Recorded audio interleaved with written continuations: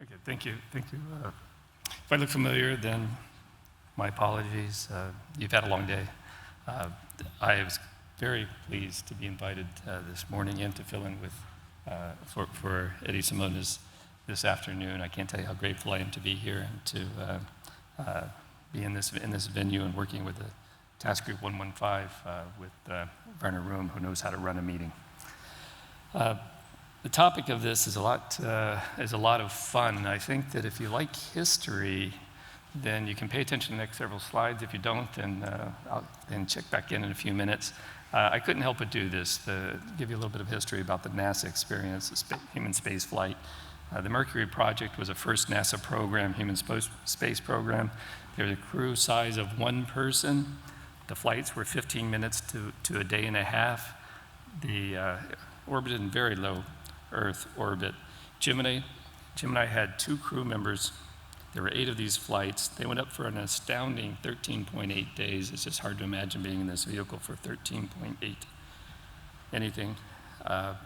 And they went to incredibly high altitude of 1,369 kilometers, highly eccentric orbit, but this is something that we still haven't done to this day, gone up quite that high. We've had some high Hubble Space Telescope servicing missions and such. This is very high altitude, low Earth orbit, so and high inclination as well. The Apollo program is one that most people know by name. Very exciting, had 3 crew members. There were 12 flights, 24 men went around the moon. 12 of them landed on the moon.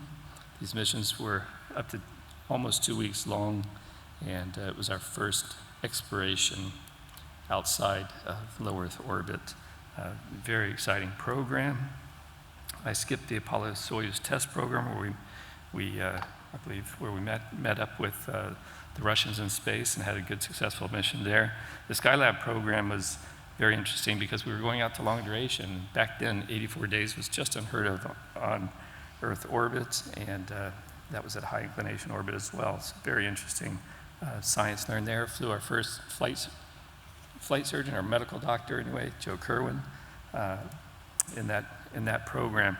Space Shuttle program really expanded NASA's human space flight experience with 134 launches over 30 years.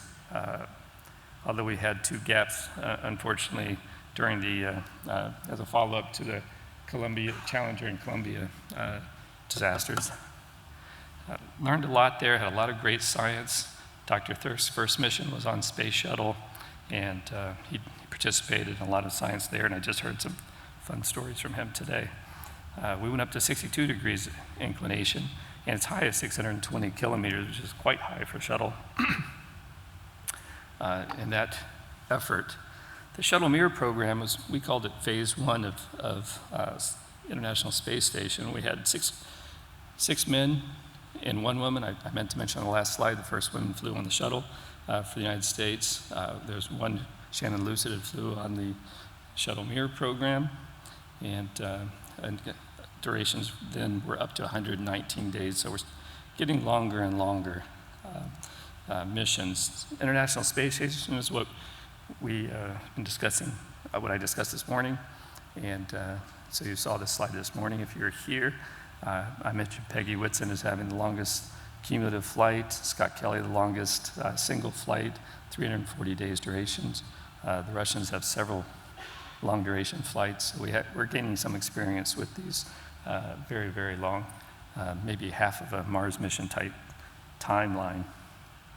But we're accumulating doses, and now rather than flying multiple missions, such as some people did with Shuttle, maybe up to 7, Franklin Chen Diaz, now people are flying 2 and even 3 expeditions of up to 180 or 210 days each. So we're getting close for the first time to hitting our exposure limits, our career exposure limits in human space flight, which makes things interesting. So where are we going next? Destination Moon. We've been there before, we've done that. It looks like a lot of fun places to go. I mean, can you imagine having that ride? So we know about the environment there. It's galactic cosmic radiation. This accumulates over very long duration missions and is what is limiting us, our duration of space flight. But we have in situ materials available we can dig down into and get some shielding from what's there. This guy looks like he's hiding behind a boulder. It doesn't exactly work that way with solar particle events, but there is the moon, there is the sun to deal with.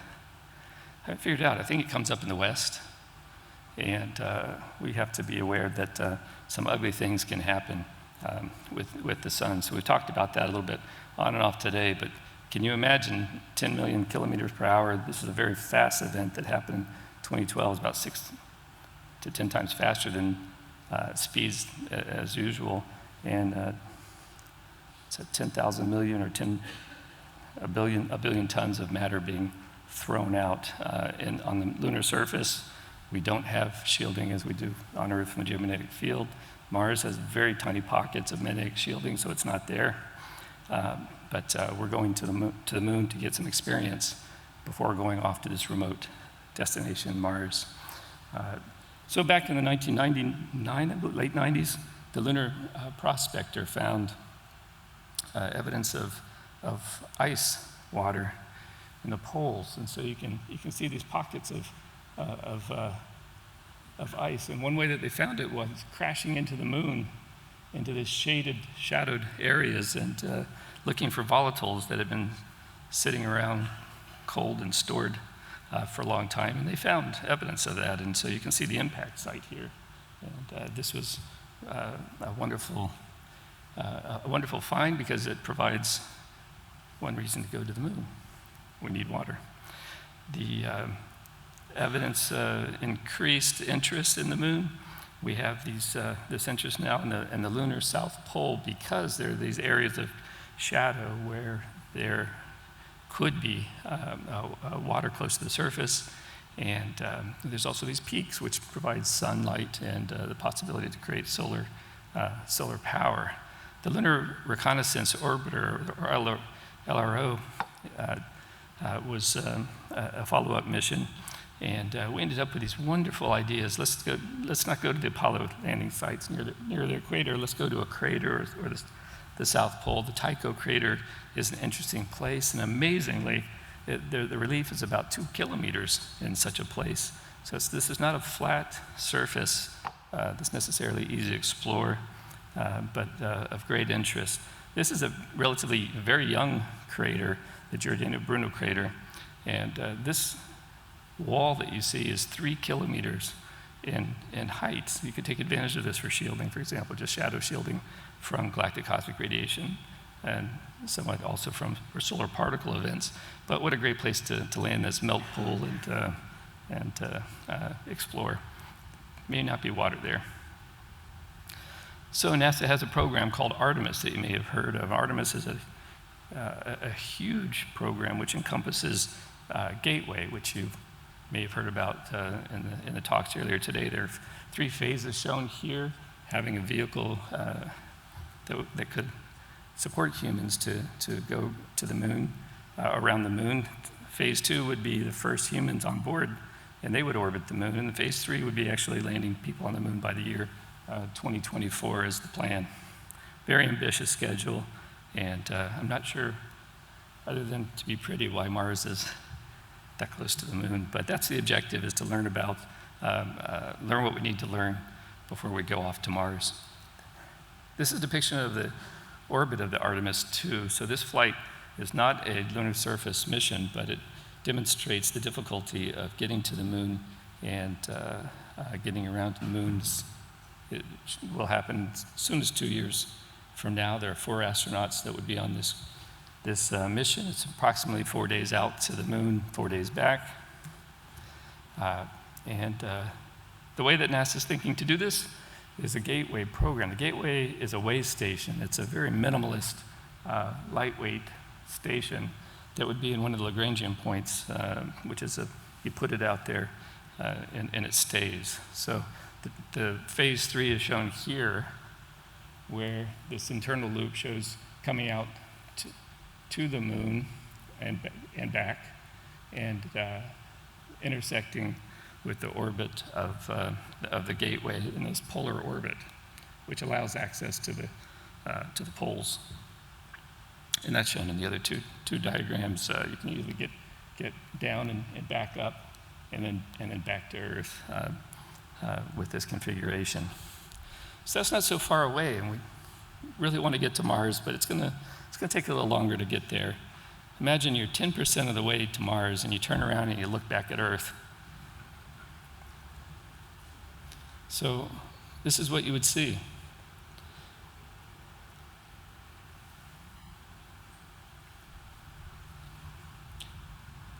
I really enjoyed this quote because I imagined how empowering it might feel to go off on one of these missions. And Neil Armstrong has a quote about how small he felt going that far away from Earth when he was at the moon, that he could block the entire planet out with this thumb.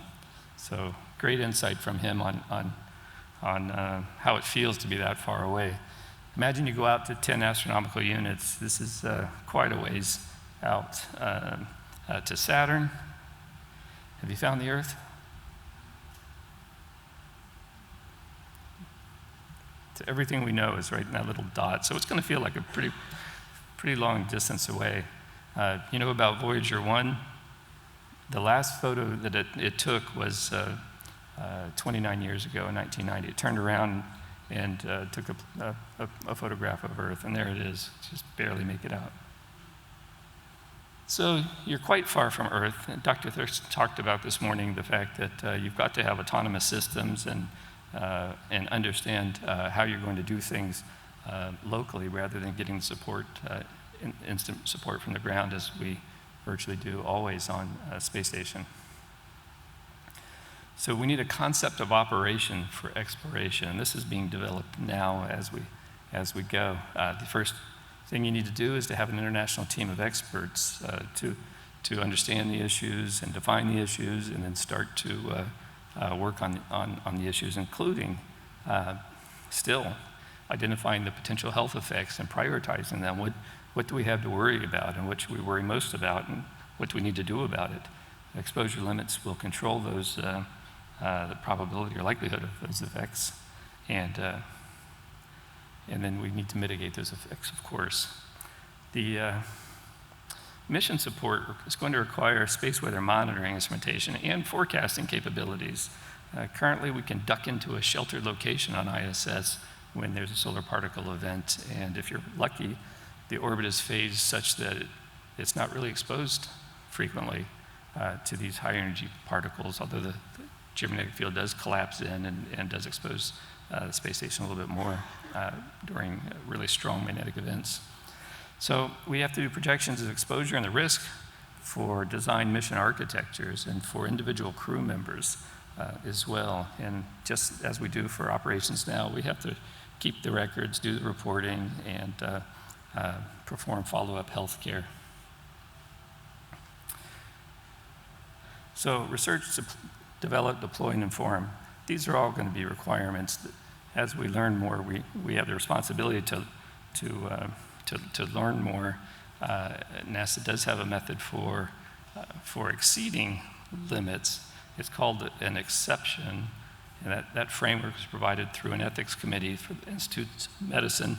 The U.S. National Research Council convened and provided this report back in 2014. The chief medical officer can okay a mission for which the limits might be exceeded. It can be under very rare and controlled circumstances, but we're required to inform the crew of any new understandings, even when they're on orbit. It's an amazing document. So you've probably heard several times now that the space permissible exposure limit for NASA is not an effective dose. It's not a conventional ICRP units at all. It's a risk of exposure-induced death. You just heard about this quantity, comparing it with LAR. This is in practice. We hold this limit to the 95% confidence interval, so a two-tailed distribution is 97th percentile level. So this is how we limit our astronauts, and so far none of them have exceeded this limit, although some have been career limited at this point because they've had multiple missions on space station and shuttle. The framework that NASA uses takes into account the age and sex of the individual and whether or not they in the past have used tobacco. So they're currently considered to be never smokers because very few of them ever smoke, although and the one guy who has a cigar every Super Bowl. There's not a lot of smokers now, unlike in the early days where many of them did smoke. So we have this neutral read-based standard, but we're aware that it doesn't have neutral effects because the risk per identical exposure for the female astronauts is higher in our models than for males. So one way that we control limits and understand what we're facing is to have a design limit for designing a vehicle and a mission architecture, and to have a reference solar particle event that we can refer to as to evaluate the shielding effectiveness of the vehicle and the stowage and configurable materials around them. And that limit is in a unique quantity. It's applied to the BFO, which is blood-forming organs. This is a proxy for leukemia. And that's 250 milligray equivalent, where the milligray equivalent is an absorbed dose weighted by a factor of like 1.5 as averaged out to limit the occurrence of any tissue effects during the mission or performance effects during the mission, or even late effects as well. So there's something that we're really going to need, space weather forecasting, which we can't do now. We more or less do nowcasting. We monitor the sun, we see what's coming, we have a warning. Usually it's a sufficient warning to tell the crew to go to a well-shielded location. There have been events as quick as 15 minutes arrival that we didn't see coming, but that's pretty rare. So how much notice do we need? Well, we're going to need a lot of notice, and as Dr. Thirst mentioned this morning, you can't just talk instantaneously to a crew when they're on Mars or on the way to Mars, and you can't monitor what they're seeing if you're on Earth and they're halfway on the other side of Earth. So you're going to need ways to have that autonomy. One of them is to have a constellation or some satellites around the sun to measure what's happening on all the way around the sun and see what's coming. And the crew was definitely going to want to have their own alerting readout and some analysis on board so that they can make their own decisions without the intervention of Earth. Galactic cosmic radiation is the real problem for exploration, especially for long-duration missions, because it accumulates. These are very high-energy particles in general, extending up to this is a GeV, so there's this long tail of very, very high-energy protons, helium nuclei, heavy ions that are relativistic, all the way up to charge 26, 27, 28. So they're all there. This is protons showing we have different models which vary quite a bit at very low energies, which are shieldable, but match fairly well at the higher energies. And that's work that we've done collaboratively with our international partners. So most of what you're seeing, no matter where you are in space, but here on the Mars surface, the galactic cosmic radiation is dominated and fluence 85%, 84% protons. If you look at the risk of exposure-induced death at this metric that we use for limiting careers, read at 97th percentile level, you see most of the problem is protons, followed by charge 2 nuclides. And then you've heard a lot about iron, but you can see the iron is in this very small sliver, so there's not a lot of extremely heavy particles, but they are, of course, biologically very effective, so we do still worry about them. We need a suite of detectors to detect all of these things. We've done a lot of development work on the International Space Station to test and develop and test the kinds of instruments that we're going to need for exploration. We have an active instrument that they'll wear. It's called CPAD on ISS. It'll be used beginning next spring, and then that's the name CAD for exploration. And so we're flying these things on space station, and we're going up to, and we're going to be using them for exploration as well. Regarding shielding, we have augmented space station with shielding with some early configurations, some evaluations The Russians use wet naps, with wonderful idea, in their service module crew quarters, and shown that their effectiveness. We can also, in addition to that, augmenting these crew quarters, we can deploy these wearable shields, and these have been flown on ISS, International Space Station, as well. But these can be pretty heavy vests, and they don't look too comfortable, but they can protect some of the critical organs in the trunk. Just to give you an idea of sort of the scale of the mission lengths that we can have, I mentioned permissible mission durations this morning. That means how long could you fly? On the International Space Station, the males would get more time than females for the equivalent mission. Whether it's free space, Mars transit, or Mars surface, you have the same result, that the females are more exposure limited than males for the same exposure. There's different shielding, there's different times in the solar cycle. There's a lot that goes into consideration of specific mission analysis, but this is just a representative example. I always like to say, nuclear propulsion, nuclear thermal propulsion, let's get there fast, let's get to Mars and then get back in a hurry. But it all sounds great, and I think it is great, but speaking for Eddie Semones, it just means we're going to want to stay there longer, and that's very possibly the case.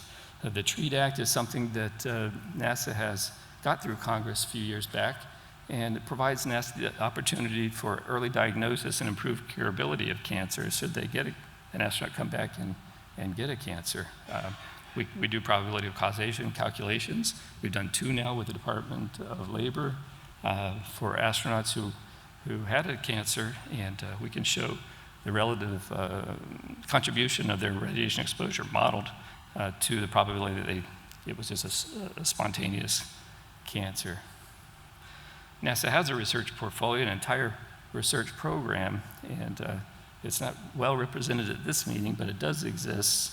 And it's very important to understand that we understand that there are uncertainties involved. They're about a factor of 3 for missions in low Earth orbit, about the same, maybe a little worse for exploration. And again, we also have the uncertainty of not knowing exactly what the environment is going to be when they're up there. So we need to reduce the health risk estimates and reduce the uncertainties. And the major NASA program, the Human Research Program International Investigators Workshop, is held usually in Galveston, Texas, and usually in January or February kind of time frame, where the PIs all show their work. I'm almost there. This is my last slide. We have an example of why you want to understand the problem better and how you can gain from it. These are different models of low LET cancer risk, BR7 and SCARE, and the Radiation Effects Research Foundation, Hiroshima, have provided these models of additive risk and multiplicative risk. And one of my colleagues, Lori Chappell, has provided this slide showing that the multiplicative risk calculation is much higher than the additive risk. And it's just an example of which is it. And if there's any research that anyone's doing who can help us to understand what the mechanisms of radiation carcinogenesis are, it could translate into reduction in calculated uncertainty, enable us to do exploration. So I want to thank everyone in my group and the Oak Ridge Center for Risk Analysis, who helps us with our risk analysis. And in addition to that, our international partners, who include so far CSA and ESA, and we'll see beyond that. Adelaide is fantastic. Thank you for your invitation and your attention, and I look forward to any questions.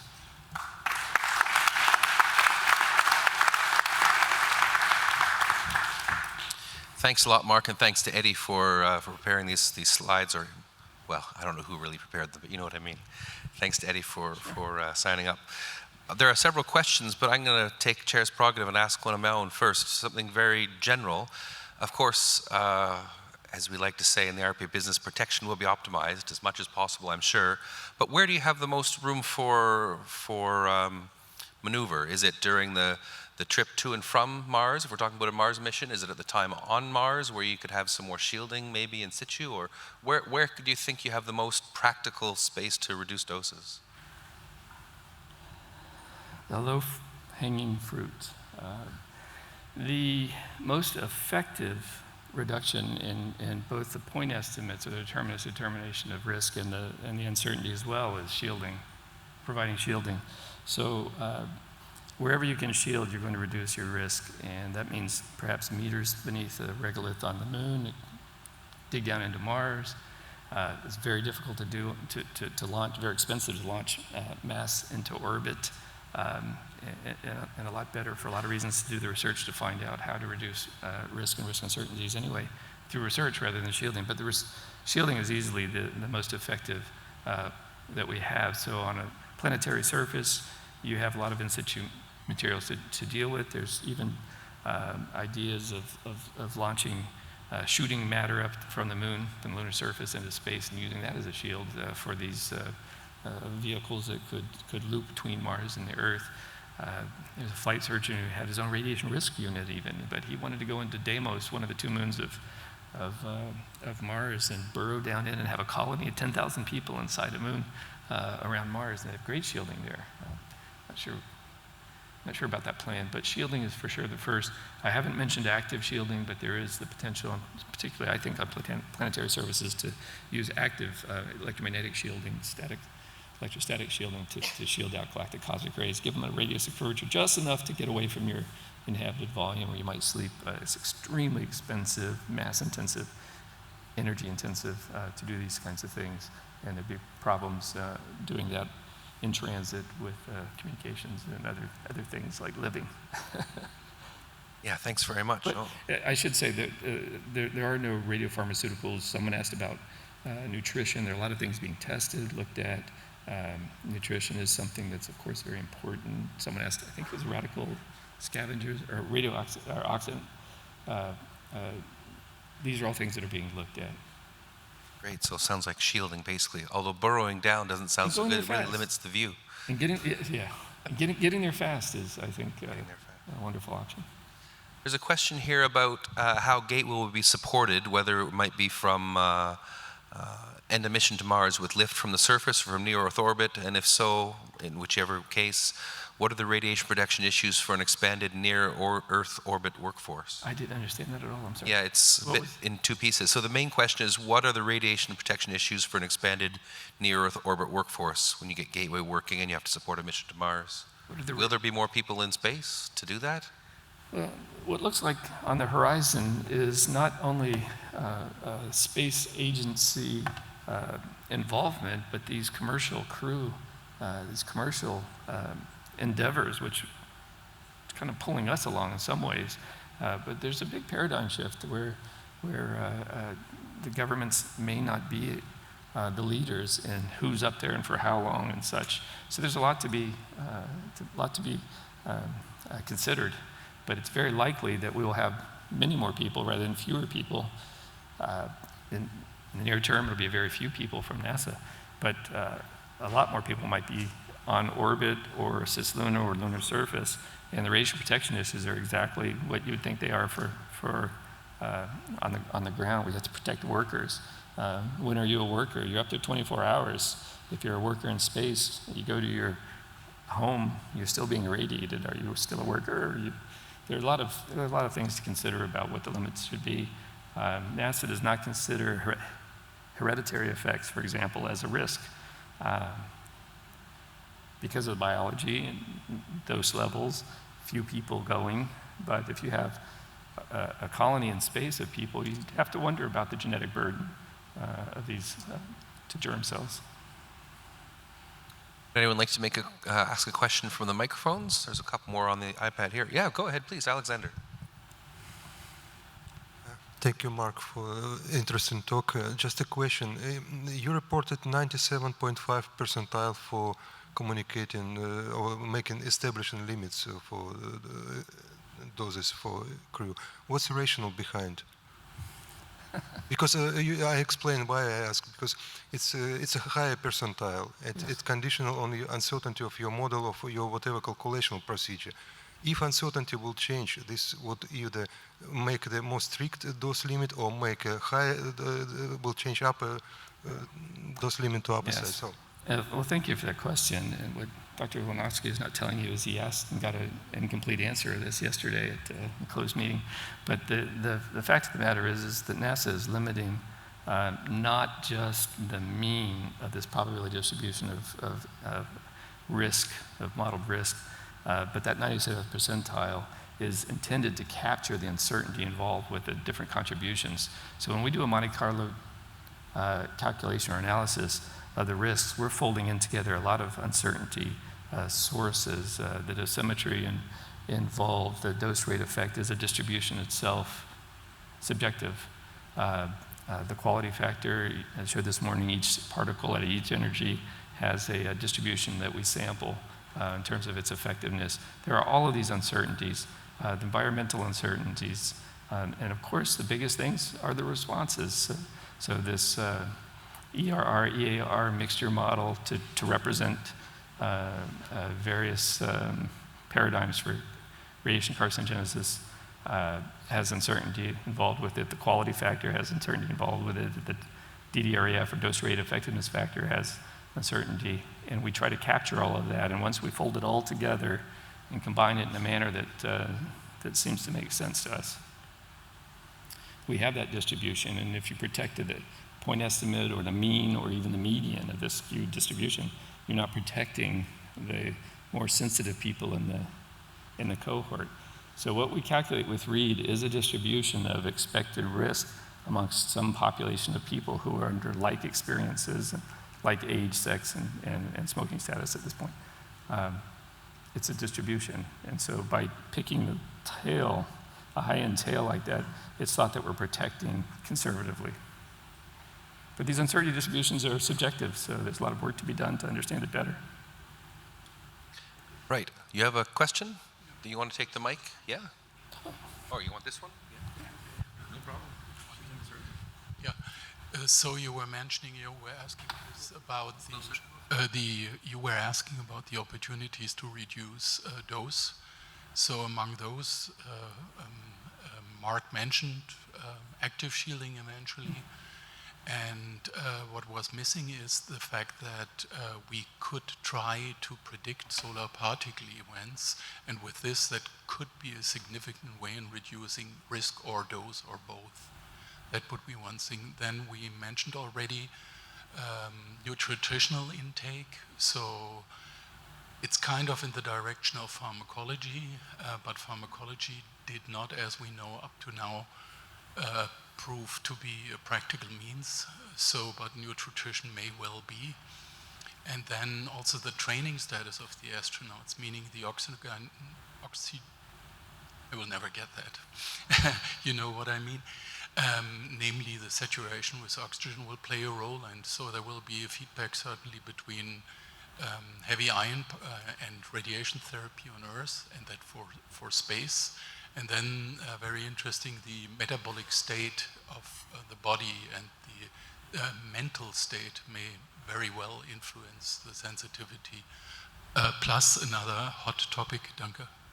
Plus another hot topic is, of course, eventually genetic screening, meaning to find the individual differences in sensitivity to radiation. If so, with all the implications, I think Nikki must get big ears if we talk about that.